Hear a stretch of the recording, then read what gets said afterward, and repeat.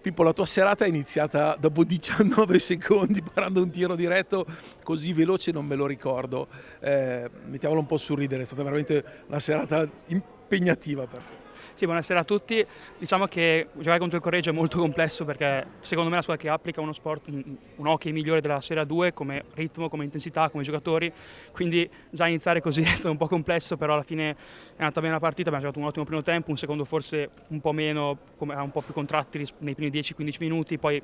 andare su da zero per prendere un 2-2, probabilmente abbiamo ucciso qualsiasi squadra. Noi siamo una squadra che secondo me ha carattere da vendere, quindi abbiamo fatto quel 3-2 che secondo me può darci la possibilità di andare avanti per la salvezza, visto che avendo vinto Modena è molto complesso quest'anno, è incredibile fare 20 punti e essere ancora lì per retrocedere, però quest'anno è complesso e bisogna lottare fino all'ultima giornata. Mi hai rubato la domanda che era quella successiva, bene, è Pico sabato dove comunque anche se il Pico ha 0 punti, il Seregno è vero che è la squadra che hai detto tu che ha carattere, ma è anche la squadra che sarebbe capace di perdere col Pico. Sì,